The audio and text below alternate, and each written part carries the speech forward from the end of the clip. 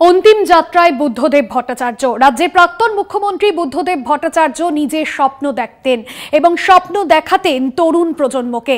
কোথাও গিয়ে স্বপ্ন আর স্বপ্নভঙ্গের দোলাচলে শেষ তাকে বিদায় নিতে হলো। বাম জমানার শেষ মুখ্যমন্ত্রীকে শেষবার দেখতে সকাল থেকেই ভিড় অনুরাগীদের। এই মুহূর্তে আলিমুদ্দিন পার্টি অফিস সিপিএম এর দলীয় কার্যালয়ে দুপুর 3:15 পর্যন্ত তার মরদেহ শায়িত থাকবে। রয়েছেন রাজনৈতিক ব্যক্তিত্বরা, রয়েছেন বুদ্ধদেব ভট্টাচার্যের স্ত্রী মীরা ভট্টাচার্য এবং তার সন্তান সুচেতন ভট্টাচার্য। প্রাক্তন মুখ্যমন্ত্রীকে শেষ শ্রদ্ধা রাজনৈতিক ব্যক্তিত্ব থেকে শুরু করে অসংখ্য সাধারণ মানুষজন তারা পৌঁছিয়ে গিয়েছেন সেখানে, এবং সিপিএম এর যারা তরুণ প্রজন্মের নেতৃত্ব রয়েছেন, যাদের মনে স্বপ্নের বীজ পুঁতেছিলেন বুদ্ধদেব ভট্টাচার্য, এবং তারাও কিন্তু ইতিমধ্যেই পৌঁছে গিয়েছেন। সত্যসুন্দর ভট্টাচার্য রয়েছেন এই মুহূর্তে আলিমুদ্দিন স্ট্রিটে। সত্যসুন্দর, যে ছবি আমরা দেখছি, যে শেষ শ্রদ্ধা জানাতে অগণিত মানুষজন রয়েছেন, রাজনৈতিক ব্যক্তিত্বরা রয়েছেন, তার সহকর্মীরা তারা সেখানে রয়েছেন। এই মুহূর্তে সেখানে কি ছবি, কি স্মরণীয় মুহূর্ত ধরা পড়ছে? দেখো, প্রয়াত প্রাক্তন মুখ্যমন্ত্রী বুদ্ধদেব ভট্টাচার্য শুধু যে রাজনৈতিক পরিসরে আবদ্ধ ছিলেন এমনটা তো নয়। তার সাংস্কৃতিক কর্মকাণ্ড, তার শিল্প মনস্কতা, যার ফলে সমাজের বিভিন্ন শ্রেণীর কাছে তার একটা বিরাট গ্রহণযোগ্যতা ছিল, সেটা বলার অপেক্ষা রাখে না। আর সেই কারণেই তার প্রয়াণের পরে খুব স্বাভাবিকভাবেই রাজ্য দপ্তর আলিমুদ্দিন স্ট্রিটের মুজফফর আহমেদ ভবনে কিন্তু এই মুহূর্তে জনসমাগম বলা যেতে পারে।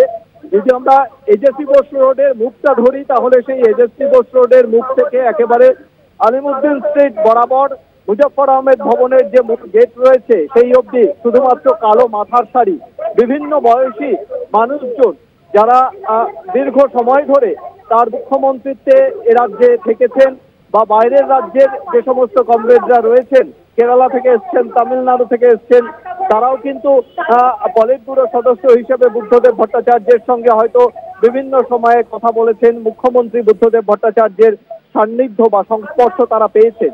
সেক্ষেত্রে তাকে শেষ শ্রদ্ধা জানানোর সুযোগ তারা হাতছাড়া করতে চাইছেন না। দূর দূরান্ত থেকে তারা এসেছেন। ঠিক এজেসি বোস রোডের থেকে মৌলানি মুখী যে রাস্তাটা রয়েছে, সেই রাস্তাটা কিছুক্ষণ আগে বন্ধ করে দেওয়া হয়েছে যান চলাচল।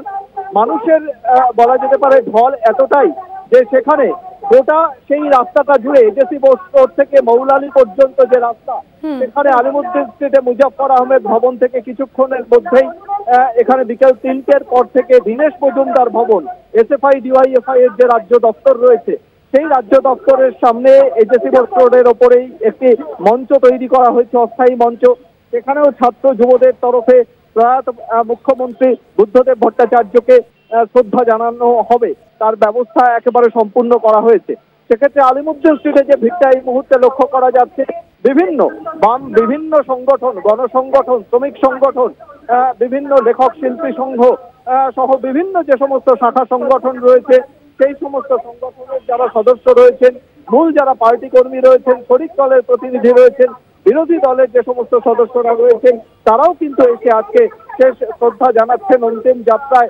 তারা বুদ্ধদেব বাবুর সঙ্গে বিভিন্ন সময় তাদের রাজনৈতিক বাকবিতণ্ডা হয়তো ছিল, বিরোধী দলের বিধানসভাতে রাজনৈতিক ডিবেটে অংশগ্রহণ করেছেন, কিন্তু ব্যক্তি বুদ্ধদেব ভট্টাচার্য, ব্র্যান্ড বুদ্ধ যে কারিশমা, সেই কারিশমা এবং এই যে যুব সমাজের কাছে তার যে একটা গ্রহণযোগ্যতা ছিল, সেটাকে কিন্তু কেউই অস্বীকার করছেন না। ফলে খুব স্বাভাবিকভাবে পিস ওয়ার্ল্ড থেকে যে সপ্তাহী গাড়ি আলিমুদ্দিন এর আগে বিধানসভা হয়ে আলিমুদ্দিন স্ট্রিটে এসেছে, সেই আলিমুদ্দিন স্ট্রিটে এখন বলা যেতে পারে একেবারে কালো মাথার শাড়ি এবং সুশৃঙ্খল ভাবে হাতে গোলাপ দিয়ে কমরেড বুদ্ধদেব ভট্টাচার্যকে রেড স্যালুট দিয়ে শেষ বিদায় জানাচ্ছেন এখানে আগত বিভিন্ন সম্প্রদায়ের, বিভিন্ন শ্রেণীর মানুষজন। সেটা শুধুমাত্র যে রাজনৈতিক ব্যক্তিত্বরা তা নয়, সেই ব্যক্তিত্বের মধ্যে অর্থাৎ সত্যসুন্দর, আজ যে ছবি তুমি ইতিমধ্যেই তুলে ধরছিলে, অসংখ্য অনুরাগীরা আসছেন, এবং বিশেষভাবে জানতে চাইবো তরুণ নেতৃত্বরা যারা রয়েছেন সেখানে সিপিএম এর তরফে আমরা দেখছিলাম বেশ কিছুক্ষণ আগে শতরূপ ঘোষ, তিনিও সেখানে উপস্থিত হয়েছিলেন।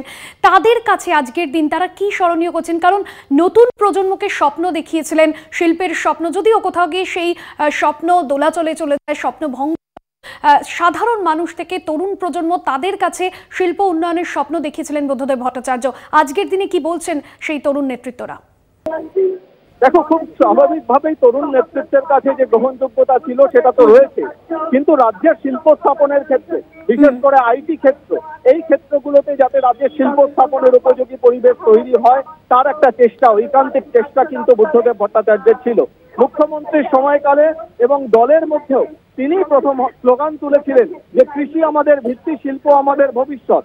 সেক্ষেত্রে শিল্প স্থাপনে তার যে উদ্যোগ এবং সেই উদ্যোগকে সামনে রেখে যুব সমাজ যাতে কর্মসংস্থান তৈরি হয় তার একটা দিশা কিন্তু তার চিন্তা চেতনার মধ্যে ছিল। হয়তো সামগ্রিকভাবে তার এই সিদ্ধান্তের ক্ষেত্রে অনেক ক্ষেত্রে বিতর্ক তৈরি হয়েছে।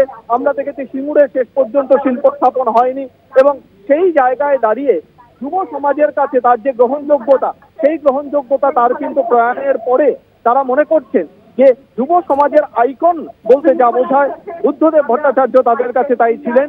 তাই ছাত্র এবং যুব সম্প্রদায়, এবং বিশেষ করে যেহেতু তিনি ডিওয়াইএফআই এর মতো যুব সংগঠনের, সিপিএম এর যুব সংগঠনের প্রতিষ্ঠাতা সম্পাদক ছিলেন, ফলে খুব স্বাভাবিকভাবেই তার সেই গ্রহণযোগ্যতা আরো ব্যাপ্তি লাভ করেছে।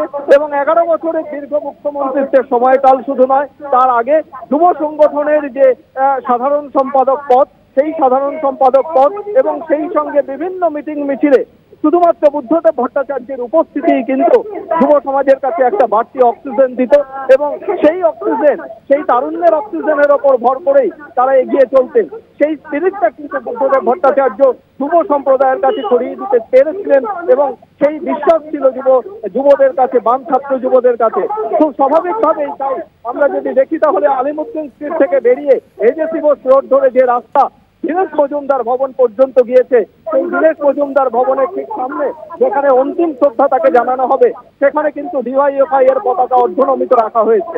ফলে গোটা যে আবহ রয়েছে, গোটা পরিসর রয়েছে, সেখানে আবেগ রয়েছে, এবং সেই আবেগ কোথাও যেন একটা নিয়ন্ত্রিত আবেগ রয়েছে। খুব শৃঙ্খলভাবে, সারিবদ্ধভাবে লাইন রয়েছে।